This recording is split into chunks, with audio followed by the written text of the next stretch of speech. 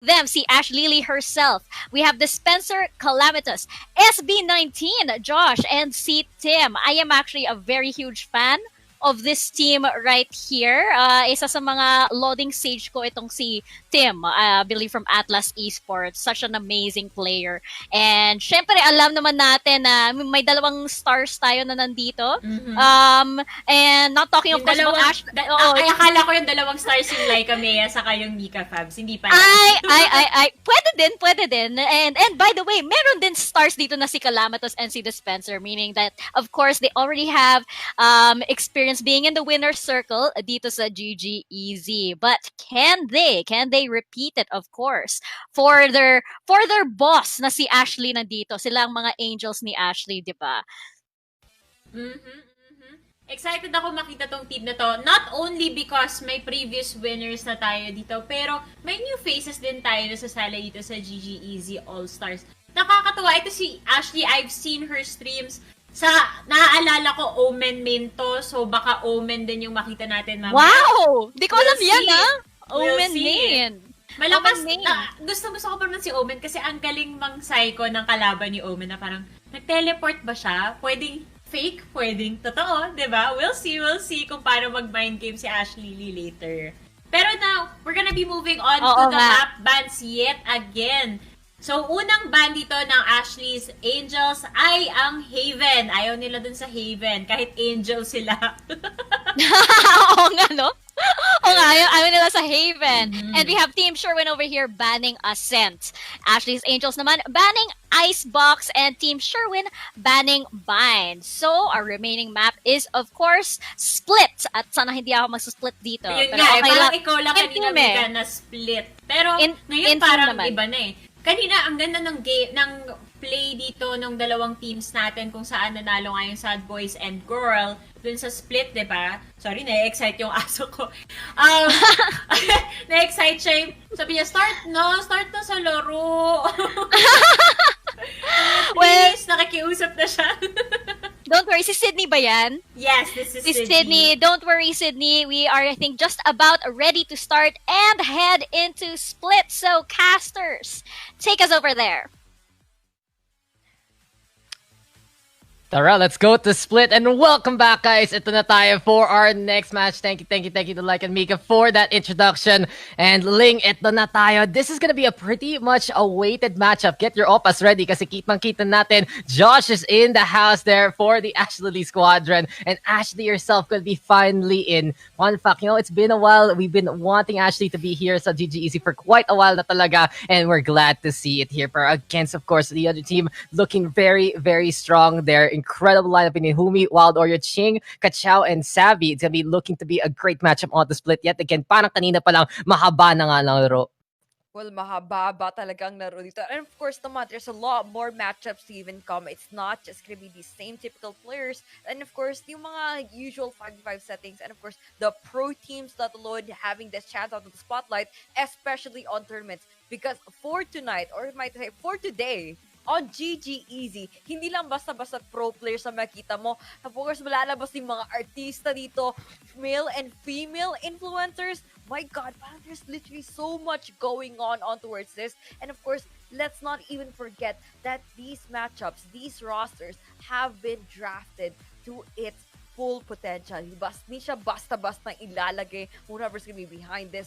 They have put a lot of thought on towards this composition. Now, son, this is it's gonna be looking like honestly a perfect matchup. But then again, it's gonna be boiling down on towards their performance, given that the map is gonna be on split, and kung saan man natin sila ilalagay, that chemistry is definitely gonna be tested still. Parang kanina pa lang sa split, matagal talaga ang cast yun ni Vim. It went all the way, it went as far as it can. And Team Sherwin, looking at a roster like this, it honestly is a very, very star-studded roster. They already have the powerhouse players coming in from those different teams. But in the meantime, when you talk about Ashley's Angels naman, ibang klaseng star power. Not only do they have shining stars between Ashley as well as Joss, but also mga defending champion between Calamitous as well as Dispenser. Team gonna be there to add on. Napaganda talaga, mga flicks ng Sentinel. At mukhang itong matchup natin talaga pinaka-awaited dito sa pinaka-first round. And already looking to get to a hot start because we see the Killjoys into play. It's basically gonna be mirror matchup, triple duelist versus triple duelist on split. Mukhang everyone updated, but everyone's just trying to go for the difference and trying to beat the other side. Man, it's just something else. I mean, nakita mo, para sa side ng attacking, there are players that have been coming all the way from the GGEZ Wave 1 Championship. But then again, there's Team Sherwin. Might have to say they're really come to show talaga ang wordplay na ginagamit nila para sa matchup na ito. Could this actually be a sure win para sa side nila? Or possibly be the side ng Team Ashley's Angels to go in for another championship on towards this tournament. It's still going to be going on towards this matchup. And for the side ng Team Sherwin, going to be starting out with defending. And of course, Angels going in for attacking. Yeah, Ashley and the squad gonna be going for the attack here. And now, all eyes on Josh Cullen though, what he can do on that jet. At mukhang defenses natin, mag-set out naman dito sa may heaven. At mukhang ito na nga si Kachao, ready to go for the takedowns as well into the garage. It's all about the action. And comparing to the other game, mas expecto may pagka-seriousness lang ng Naruto. It's the powerhouse teams looking to face off. First round pa lang, nagkita na sila. Best of one action coming our way. And here we go with the third matchup dito sa first round ng GGEZ ALLSTAR Invitational number 2. Kachao though, gonna be going for the dash. Lightning McQueen, gonna be proud of that one. Mabilisan talaga para lang makagulat. Pero mukhang sabi ni Couch, dito na ako sa kabilang side. And the leader gonna be there. Suddenly there's the shot onto Josh Cullen. Tim though in the meantime with the refrag. And onto the B side we go. Tim tried to set up the turret. Pero mukhang pulado sila dahil sa patience na yan. Calamitas still blowing up Savvy along the way. And Ashley putting the spike down. And Calamitas gonna get another one. Make that 3 para kay Calam dito. At naghahanap ng isa pa. Pero mukhang kitang-kita siya ni Warrior dyan. And he basically do whatever he can. That was an insane push, and of course, hyper-aggressive late game din makita natin once again coming up from Calamitos. And it's only just the first round na makita. Getting 3 on the board, huge backup coming up from their team. Might have to say, parang it was a well-timed push na ginagawa ng Ashley's Angels, not just for going out for that first round. But then again, we are to be seeing here that they're going to be settling in for this force fight with just the SMG. A lot of utility can come into play, especially for the side of the attacking. And we want to see a lot more different executes na pwede pa nilang gagawin given that walang stronghold or rather walang setup na magagawa ang Killjoy on towards any part of the map. And we'll find out as this is going to be another engagement. So Wild Oreo and Papabalik. And some of the matchups you got to look out for, it has to be like Wild Oreo versus Calamitas. Between these two, they play very often together, that's for sure. Nakikigrind sila. And now they're just trying to go for the one-up against each other in terms of those races. It's really going to be a big battle here. But Josh Cullen catching out Ruby first and foremost. Dash on in kagad pupunta sa Rouse. Pong setup dito sa may heaven. Ang defense natin for Team Sherwin, they have to be careful. Bibugi sila sa baril ngayon. At since namatay ang Killjoy nila, wala siya na defense dito sa A side. Spike can get planted here by Tim already. Kachao with a kill though. Auto dispenser gamit ng Bucky dyan. At mukhang nakakapitas dito ang Team Sherwin, making it a 3v3 per postman po na ngayon. Well, push lang talaga. And that's gonna be the game plan here coming out from Ashley's Angels. They're really down to 3 players still, but it's a situation completely doable. They're gonna give that, they're gonna be tying out on towards the numbers. You're gonna be seeing huge pickup here. Nagkaling para kay Tim. Take out the Reina. Make that another one para kay Josh. And we are gonna be seeing that beautiful swing coming out from Tim. Really beautiful play coming out from Killjoy, and still gonna be running away with 3 players surviving this round. Yeah, very good start here for the Ashley's Angel Squadron because of how they've been playing this attacking side. Lagi lang sila nakakapitas, palagi lang silang nakakapwesto doon sa site mismo. And it's been very helpful that they have been very, very keen to go for the attack there. They go for a quick tempo, they're always ready to go at it. And from that point on, kitang-kita natin nakaka-overrun sila ng kalaban nila. But it's still not done. Ito na mga baril para sa Team Sherwin. They have 4 rifles and the Bucky. Si Kachao nakagulat na kanina gamit ng shotgun na yan. And of course, with that jet, can just go for the floats, go for the glide if ever para na lang makapitas. But here comes the smoke in the play. Dispenser gonna be waiting it out. And can really feel na iba talaga yung pakiramdam dito sa match na to. It seems like it's all seriousness right here, right now between our two teams trying to make it to the semifinals. I mean, it's not just gonna be a typical show match I might have to say na nakikita natin coming up from these players just a while ago. I mean, coming up from the different teams I might have to say just a while ago. I mean, it's a completely different pace and it's sobrang magkakaiba talaga yung tension na nakikita ay nararamdaman ko coming up from this play. Josh Cullen opening for 1. There goes quick refrag there galing para sa kanyang teammates. Angels making this completely doable para sa kanila. See, even just flow on towards B side. Yeah, at the very least, Ashley's Angels gonna still have 3 people here, but Ching will be able to get the advantage here for Team Sherwin and make that second one. 3 in a row na para kay Ching dito, and he's seeping into the garage looking for another kill, and that tempo para kay Ching gets the dings, gets the takedowns that he needs, and that's 4 in a row para sa ating open para manalo sa round na yun. And huge play for Ching para for him to even step up on towards that situation. Getting 4 on the board so far. Huge positioning talaga na nagagawa niya. Solid pillar hold, and might have say good call for him to actually try to TP on towards his home and caught that kill, like get that killjoy by surprise. I mean, I have to say, he's not really too happy about that still. But for their side, I mean, defending side getting that first one on the board para sa kanila and still gonna be looking promising from the both of them, given that maka-afford pa nga sila ng buy for the next round to come.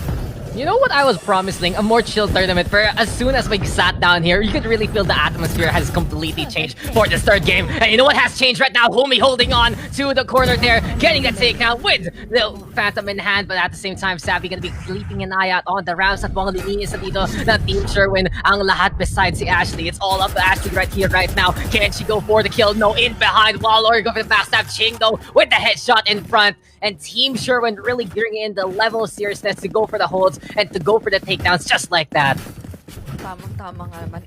It's literally no chill coming up from the both of them. You'd see the scoreline already tied up, but it's not gonna be the same type of matchup na nakita namin as before. I mean, kahit sabihin mong nakahabulan yung the scoreline was basically exactly from the previous map that I watched. I mean, for this time around, you definitely see a lot of sweaty plays. Here. Absolutely. Hindi pa nga nalalabas yung mga offers, hindi pa nalalabas ang lahat, but everyone is spending the most that they can to even maintain or have a lead on towards this game. They really want that 25,000 peso prize pool so bad because it's winner takes all. I mean, I'm not saying that they need the money, but look at what the games are basically having right now. They just wanted to win so bad.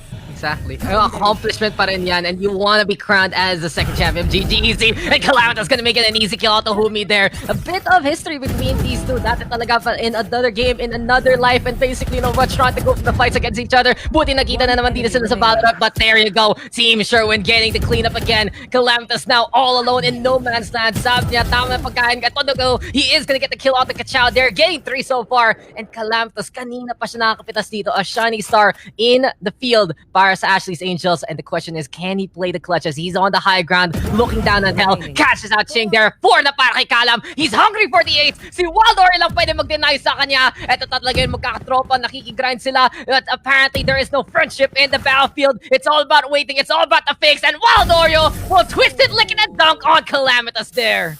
Oh god, that was dirty. My god, Wild Oreo last one on towards the side. He did not even man. He did not even decide if he's going for the swing. He just played out the patience game on towards the side hold and definitely pays out well so far. And it is definitely is gonna be a virtue for him. And that's gonna be a win coming up from the side ng defending. Sherwin already gonna be putting out this 1-point lead on towards this game. Has a lot of ultimates. And of course naman, a utility and a first step back talaga. They've saved enough credits and saved enough games, saved enough guns on towards this game, but still, Angels still has a lot more to offer. They can play around with lockdown, whereas do a lot more than they should. Now finally making the things up a bit. It's going to be playing out for this operator, but of course, the smoke is going to be getting on this way. Angels have already taken the control on towards mid, and the choke points is literally the only thing that Sherwin could actually be able to fend for. And for now, oh, the operator shot. It only hits the leg of Calamitas, and he's gonna be crippled, but he's gonna be able to get on away in time. Kita rin natin, Dispenser on the Reyna. It's been a very long time since we've seen him play that agent, pretty much where he started, but now he's an amazing Sentinel player for Bren. Dimdo gonna catch out Kachao, 3v3, as Sabi did get the takedown there along the way. Perkita talaga natin. Alam mo, Ling, the thing is, kakatapos lang natin ng sweaty nights. Ba't ngayon may sweaty day tayo? But di pa to tapos. This game really feels so very different from what we've been doing so far. The level of intensity that you can feel emanate from a matchup like this between Team Sherwin and Ashley's Angels has been a big game changer to the whole tempo, to the whole personality of this tournament. Perhaps ngayon, high ground para sa Team Sherwin. They have 3 ultimates ready to go. May lockdown rin ng Ashley's Angels. They're very synced right now on basically what they have except that from the shadows. And in all honesty, baka makatulong nga dito para sa Ashley's Angels kung maka-lockdown play sila. Perhaps ngayon, kine-clear out na muna yung mga edges. This garage though, gonna be where Ching is. He gets 1, he gets 2. Tim will get that takedown, but it's now 2v1 and the Killjoy all alone. Well, it could have been a lot more for the side of team, but then again, that's not gonna be just frag na makuha niya, but also the 10 information seconds na left. mabibigyan na para sa kanyang teammates. Although Savik, sneaky push all towards Pillar, going in, certainly not towards his side, and taking away this objectives para sa side ng Angels. They do get the plan, but unfortunately, para sa situation na yon, it's still gonna be a round that they're gonna be losing to. Team Sherwin able to take that win, getting rid of everyone along the way, and making it a 4-2 scoreline coming into this game. Suddenly, Team Sherwin has turned it up, and they've really gotten the kills that they need. Kitang-kita natin sa defenses natin ngayon. Napupwesto lang sila para makapitas. Kachao there, doing some impact with the operator, and really hurting Calamitous where it counts. Calam, the biggest bane of Team Sherwin's existence as of the moment. 9 kills na para sa kanya. Josh Collin though, ready with the Blaze Storm. Team gonna have that lockdown. Dispenser ready with the Empress. At pag linabas na talaga lahat ng Ashley's Angels ang pwede nila ilabas dito, baka makatulong para makusira nila yung streak ngayon. Honestly, that's the only thing why this matchup is gonna be looking more of a sweaty afternoon for the both of us. It's only because the lineup, rather, the rosters that we're gonna be seeing tonight is more on towards a competitive side, on towards the Valorant scene. We are not gonna be just seeing the streamers here doing up their work on towards this matchup, but still they have their fair share of competitive side. But then again, para sa lineup na to, they're gonna be making completely doable. Savvy is gonna be making it happen with the side hold. Lockdown is not gonna be coming into play. They're gonna be pushing out too soon. Last, I have to say, para dito sa side ng team, they're actually gonna be getting that huge backstab na naggaling para sa likod nila. Shin making wonders. Of course, it's all left in the hands of one. Ashley being the last one to fall down, and it seems like that effort coming up from her is still not gonna be enough to win outside para sa side ng Ashley's Angels. Ang laking shot na nagawa ni Savik dyan. And you know, fun fact, actually, ladies and gentlemen, kung di kayo nanonood masyadong collegiate scene, Savik and yung nakita natin kanina nung match number 1 si Squammy, they are actually brothers fighting against each other in usually different teams. Sorry, Ateneo versus La Salle kind of rivalry, right? That different roles pa nga. And when you see Savik pop off just like that, you already know he's amazing on that duelist. Kitang-kita niya, saan pumunta si Josh Collin. As soon as Josh Collin said, we gotta go up, we gotta go for the updraft play, haplabas yung Blade Storm, the headshot suddenly connecting, and that Empress play really something to watch out for. Ginamit niya lahat ng Boston para lang makapitas. Tim right now with the kill on the Kachao there. Ashley's Angels at the very least try to get a bit of the advantage here for this round kasi kanina pa sila natalo ngayon because Team Sherwin has found their footing on the defense and they're holding on with Wild Oreo on the high ground. For some reason, the lineup is working out so well for the side of a Team Sherwin. They understand fully on how rotations are basically be going in. And then again, let's not even forget that Ashley's Angels is gonna be having full-on map control on towards this game. Thank you, natin dito. They could possibly even give out on towards the side of the map. That B side is actually completely open. Savvy playing out this one for the smoke, getting the other board so far, and nothing more. Ashley needs to even close out that streak, but still he's left on towards the hands of Jake. One enemy remaining. Even deny anyone who's gonna be going in for that push. Calamitous huge answer back coming out from B main, and the split making this completely doable for them. It's down to low HP. Boomy to even top things one off with a headshot and putting this side on a 4-point lead already.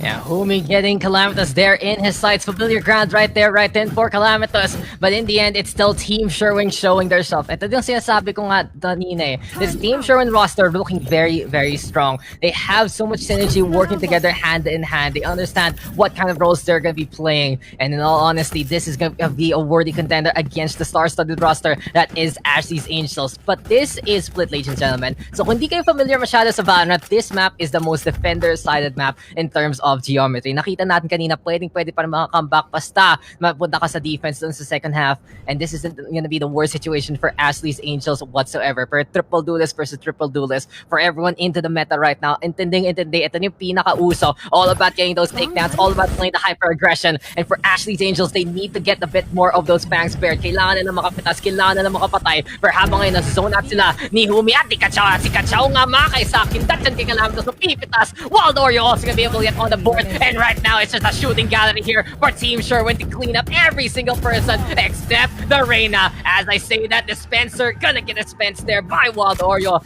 Team Sherwin getting that one perfectly.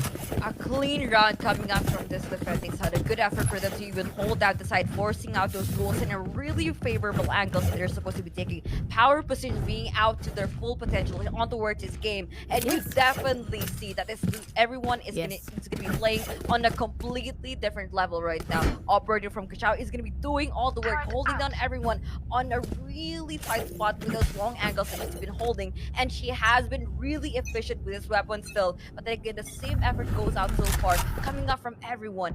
Still, for the side from Team Angels, it's not really looking good so far for the side of the attacking.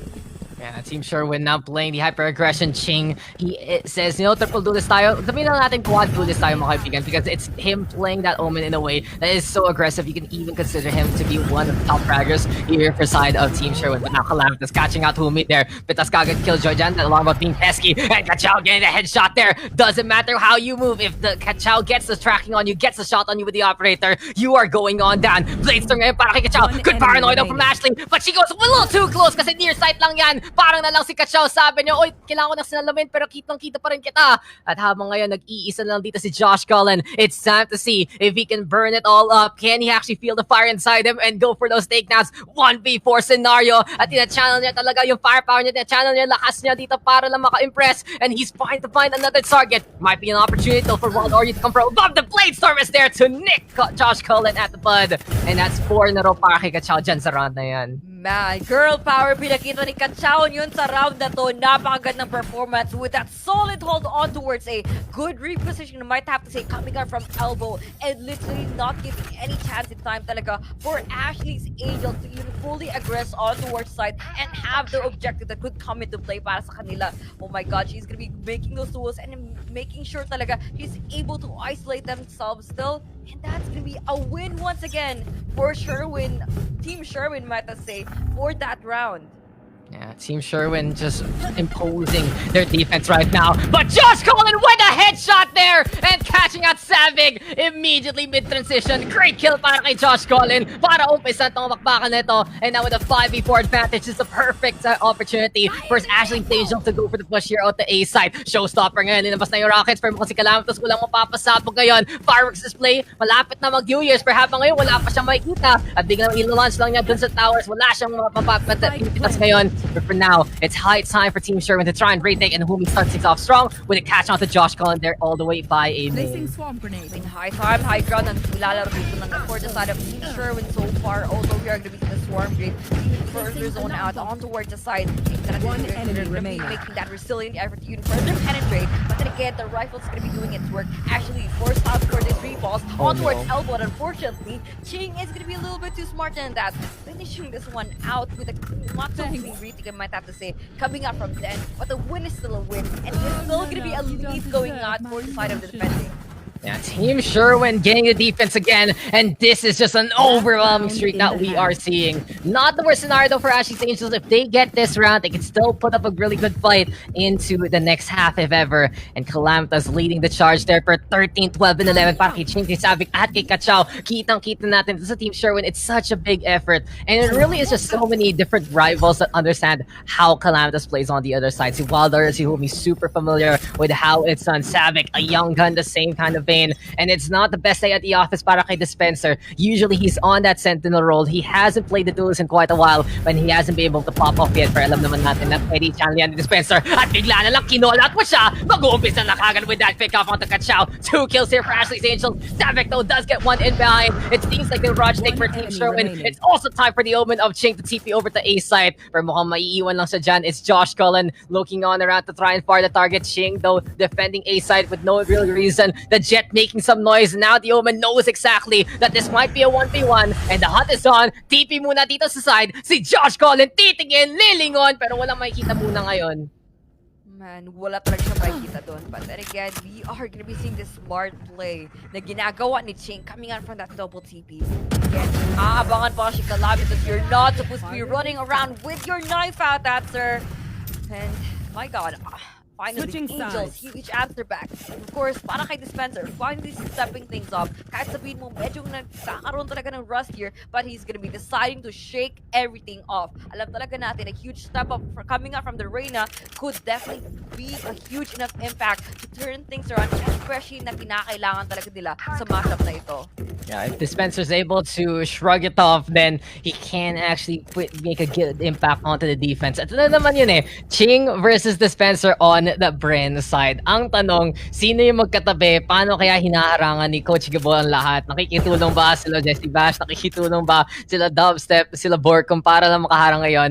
And the thing about the Bren boys is they're still together, especially during these times na may tournaments pa sila in the first place. Great to see everyone on the team though willing to join. Great to see all of these players and these personalities happy to join into the GGEZ All-Star Invitation number 2, and we can really show off what they can do in this tourney. First, Josh Collin, nasa likod ng side, dashes on the way, and is looking for another target, but Humi and Savage already! Savage there with the kills, Calamitous regrouping with the Omen so far, but speaking of the Omen, it doesn't Ching, creeps on forward, does get a takedown, Savage there on the board as well, cashing out the Spencer, and Ashley, the only one who can get the kill for Ashley's Angels. Mukhang mapapapunta sa langit ang Ashley's Angels ngayon because Team Sherwin takes control of that pistol and will now have tempo coming into the next round.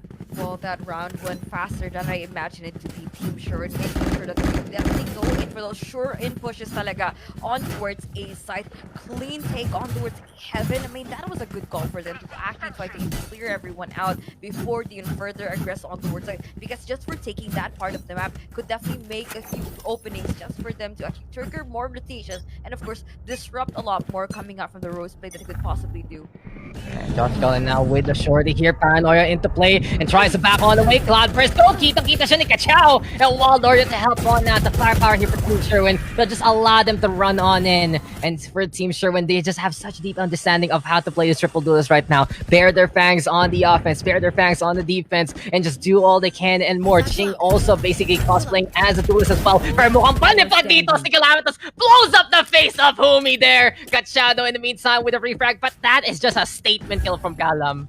Man, he just wanted to pick up Fumi. That was his only objective during that play. Had to be when he went out for those pokey points, those fancy points. Hilo Playton might have to say to even delete his old friend right there. Yes. That was pretty much it. And nothing more they could actually do with a classic, given that everyone from Sherwin was basically going to be placing themselves, landing themselves on towards the site.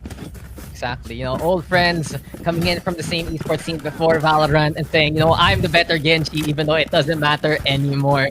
In any case, Calamitas, at the very least, gonna be doing that top frag spot here for Ashley's Angels, and they do have the guns this time for this round. In the meantime, though, for Team Sherwin, si Savik, nag-pop off talaga. And that's what you want to see on Reyna. Feast or famine, puro ng pitas ang hinahabol ng Reyna. Her skills don't really work without getting that kill besides the Leer. And Kachao dashing on in and catching out Ashley there off guard. Good reaction para kay Ashley, but still not enough. Yung headshot talaga tatama pa kay Kachao. And that's Calamitas blowing up Kachao along the way. It's a takedown there by the mailroom. And Calamitas dropping on out. Dispenser in the meantime watching around. It seems like with that kind of pickup, Team Angels able to hold on for now.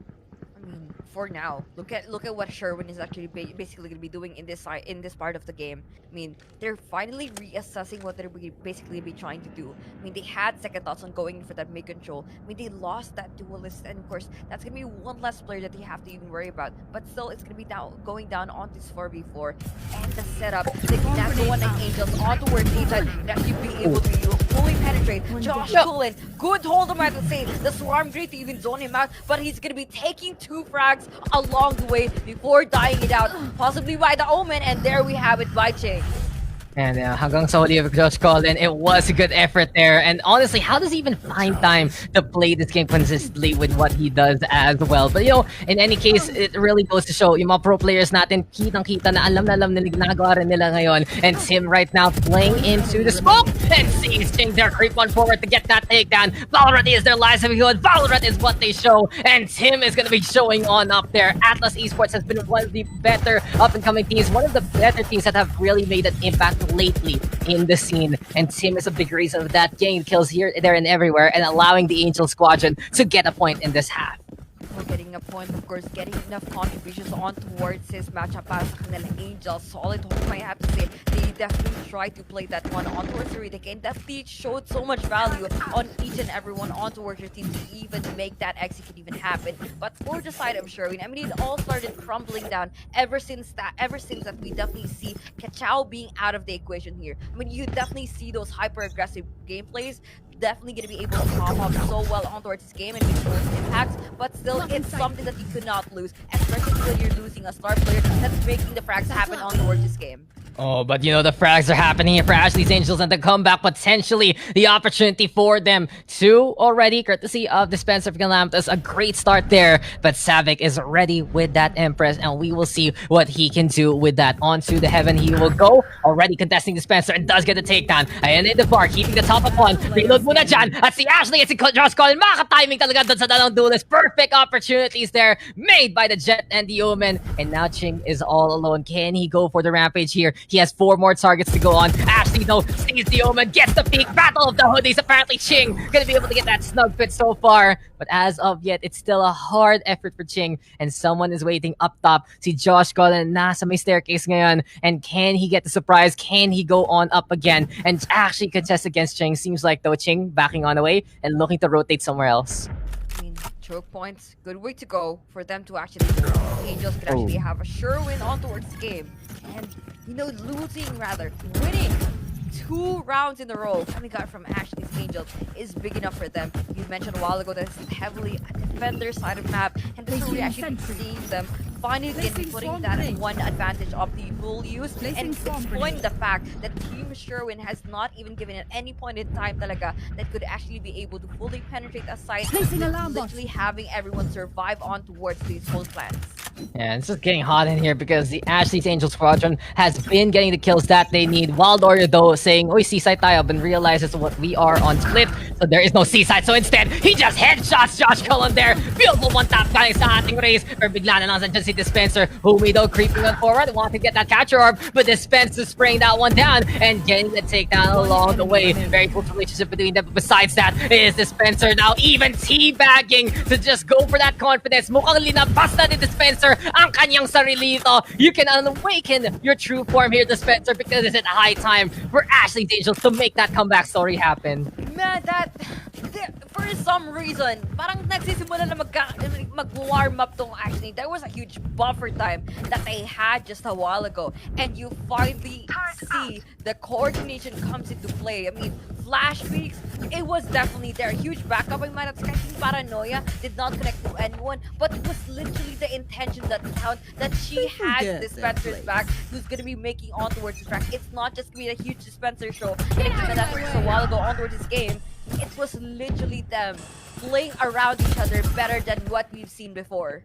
Yeah, at the very least, though, we are really seeing Ashley's Angels back into the fights, and the lockdown gonna be into play here for Team Sherwin instead. That Dome of Doom, kung mahuli ka na lang, maiikit ka na ba dyan, Sans, di ka pwede bumaral, di ka pwede lumaban, at mapapalakad ka lang para mamatay. But Dispenser, at the very least, catching out Ashley's Angels there, again, catching a pick rather for Ashley's Angels. Savic, though, catching out Ashley along the way. Dispenser, in the meantime, backing on out, at talagang nag-iinit na dito si Dispenser. Was that just mercy rounds being given by Dispenser because he has found his form? He is absolutely on fire the past few rounds, and Ching right now watching over the screens here. Binabantayan lang niya kung may dadating dito, kung may lalapit. Hawak-hawak niya yung spike, and it seems like for T-Shirt, ayaw pa nila mag-commit dito, and they might pay the price because that is Dispenser getting a 3rd kill along the way. There goes the rockets from Wild Oreo! Untimely push na ginawa ni Calamitous. Quite unfortunate, I might have to say. Spike planted. It's gonna be crucially hard for you to even deal with this situation right now. There goes the blade storm coming up from Josh Cullen. Goes for the dash out. Actually going for the repause. And what was that? How does this man manage to even juggle out his career and play so well with this Jet? Josh Cullen with the clutch there, and you gotta give it to this man. This mission for Josh Cullen to win it out for the team, and Ashley's Angels gonna be only down by 4. I know, P-Pop meet Josh Cullen, and you know, P-Pop meet Valorant. The crossover is real. Meron kaya magkaka-music video kaya ng Valorant and SB19 in the future. I don't know. Would that be something? Baka. I don't know. Riot, please, we're giving you these $1 million ideas already. I'm quite excited to even see that coming up from this. And especially kapag what more if mananalo pa sila sa matchup to. I mean, I'm quite sure that Josh would be very much well inspired to even possibly like choreography, sing and dance, possibly coming out from this win that they're gonna be getting. You could actually see them being able to crumble down on towards the defense already, given that they are going in for this rope push. But para kay Dispenser, huwag masyado tayo magmadali coming out from that one. There's gonna be a huge answer coming in from the team. Calamity is putting out the showstopper coming to play. And Josh Cullen, once again, Player operating standing. his weapon of choice. Kachao getting him completely off guard. And that was a little too eager para sa Ashley's Angels. They felt the confidence after winning round after round after round. But at the same time, you cannot count out Team Sherwin whatsoever. A strong team. You can really see that all of these facets work. It just clicks para sa Team Sherwin. And this natural synergy is something to watch out for. But Tim right now with the lockdown. Dikit lang kay Ching. At magkikita sila. But that is going to be a good headshot there. 19 HP for Kachao. But that's a headshot to wrap it off. And she's got game. And she's got the ball rolling. Team Sherwin now only 1 point away from getting the win here. Oh my god, it was just quite unfortunate and devastating calls coming out from the Killjoy. I mean, the lockdown, like of course the peak, I might have to say, was a very untimely, and might have to say parang inaabangan talaga niya for Kachao to even zone herself out of that lockdown though. And it was honestly just a huge misread, especially for the side of the Killjoy. Quite unfortunate turn of events, but still close enough for them to actually win this one out. But then again, it's still not to be close enough. Kasi kung makita natin dito, Sherwin is already up on towards the match point. It's literally one round away on picking on towards this one series. Yeah, this one execution is gonna be enough, and Kachao dashing on in past the nano swarms and past every kind of trap, but Tim still gets a kill anyway. Cloud Berso going to dissipate soon. Alarm blast there! Kita-kita niya si Wild Oreo! The cleanup from Team Angels, just getting the knockdown at the right time. Masyadong eager dun para sa Team Sherwin, and ito na si Ashley. Trying to go for one last fight. Boomy, they're gonna get clocked by Ashley, and the Angels will survive for now. And a bit of parang a trivia, parang more like a PSA for some of our newer viewers. Kung first time yung manood ng Valorant, please remember that this is the spectator client. You can see past everything because kitang-kita natin as observer. Hindi to top-down kasi hindi naman to MOBA, hindi tayo ML or anything. But at the same time, para lang makita natin yung mga aim talaga ng mga players natin. They don't see what's going on the other side. Just a bit of a PSA there. So we can really see na yung mga reactions nila dito, sobrang natural. It's just all about their own game sense, hearing the footsteps and knowing where to go.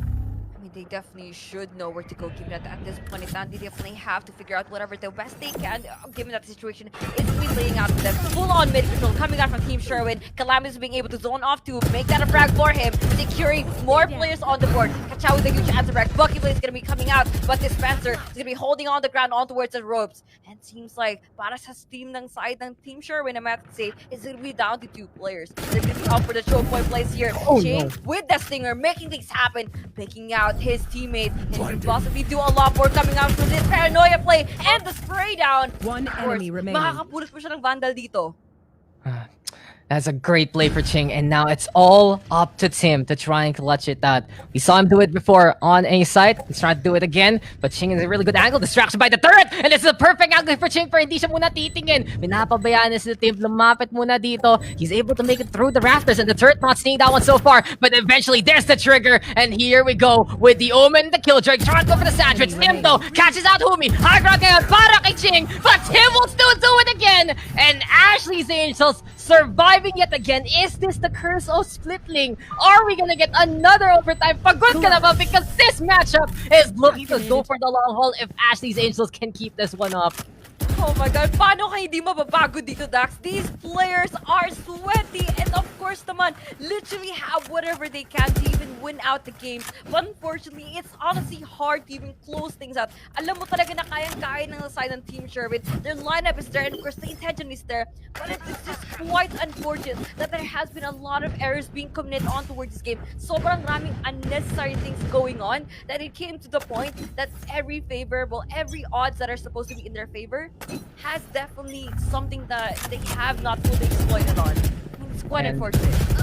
It has been unfortunate. And you know what else is unfortunate? Kachao getting taken down there by Calamitous immediately. Kachao liking to play that baki, nakagulat na lang bigla may shotgun sa pagmumukha mo. But from what we're seeing here for Ashley's Angels, everyone popping off at the right time. Tim with the clutch. Dispenser getting back his rhythm. Calamitous staying consistent. And Ashley Lee and even Josh Cullen working as hard as they can to get some takedowns. So really giving a recipe of success dito sa defense natin. And ito nga sinasabi natin, diba? On the defense, on split, he can really do wonders. Ching though, again with surprise. And gonna be taking care of the two titans of Ashley's Angels. It's 2v3. Josh Cullen as well as Tim. But Josh Cullen, at least na-shutdown niya dito si Ching. At naging 2v2 na ngayon. Pero tipong sa angles talaga to. Sa positioning talaga to. As Waldorio creeps on with the knife out. There we go with the shot. Tim will get that takedown. He's going for the second. And he will clean up again. Clutch master Tim at your service. Ashley's Angels 2 away from tying it up.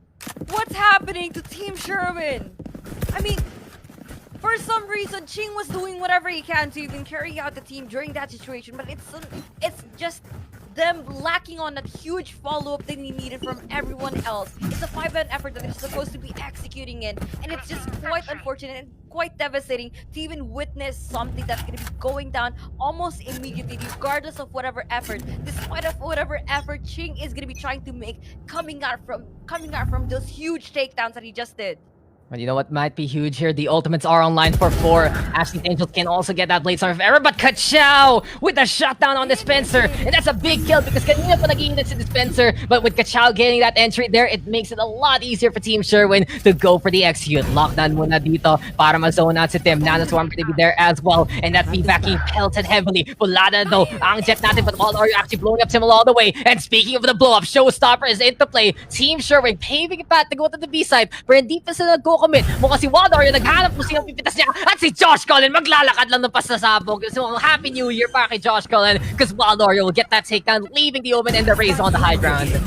Angels are going to be joining once again on towards Heavens, and makikita natin dito, Omen low on HP. Actually, what can she do? She can actually pick out the Jet is going to be aggressing on towards the side, but it's quite unfortunate. Kachao winning out that duel. Kahit sabihin he has that power position. And of course, Slam is going to be trying to do all work here. The Showstopper does not connect, and it just so happens that Team Sherwin is finally going to be able to close out this game. That was such a good step up there for Kachao. She was absolutely clutch to get rid of Dispenser to start things off, get rid of Ashley, even with that HP disadvantage. And in the end, you know, Ching, he said, kahit may Showstopper na nakaharang sa akin, I can get that takedown. What a game that was, though. Team Sherwin, we noticed how strong their synergy was from the start, and they had an amazing streak. But Ashley's Angels with the comeback, sabi nga, diba, anything is possible when you get to the defense on split. A great showing there from Ashley's Angels. Calamitous staying consistent. Dispenser waking on up. Tim the clutches. Ashley there, able to go for the